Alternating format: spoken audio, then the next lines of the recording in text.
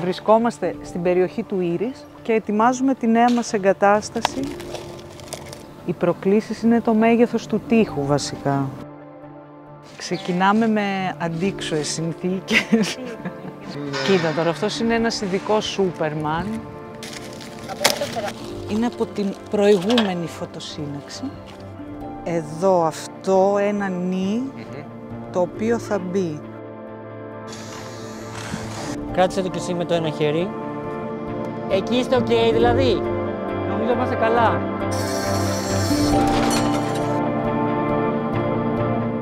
Το 1/3 το έχουμε βάλει.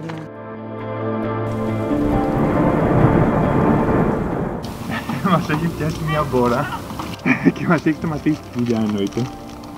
Και τώρα έχουμε και δεν φτάνουμε. Όλα τα credits στους γείτονες εδώ.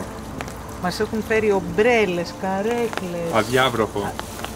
Καλώδια, μπαταρίες αυτοκινήτου. Τι άλλο πια να ζητήσει κανείς.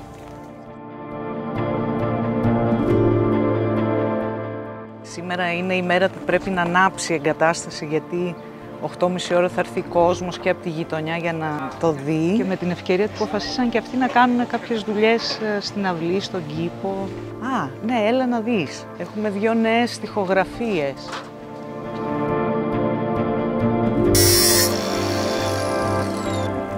Είμαστε στη φάση ολοκλήρωσης του τελευταίου σταδίου της εγκατάστασης. Σε 2 ώρες και 7 λεπτά είναι το ανοιχτό κάλεσμα στα εγγένεια.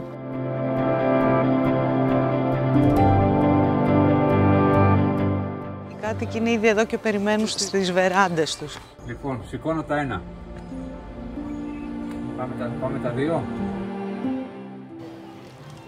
Πώς σας φαίνεται? Είναι πάρα πολύ ωραίο, φανταστικό, πάρα πολύ ωραίο.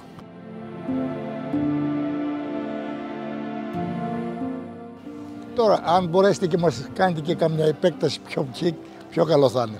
Κάπου δίνει ζωντάνια. Ξεκινήστε από αύριο για το υπόλοιπο. Μην καθόσαστε. Πώς φαίνεται? Πάρα πολύ ωραίο είναι.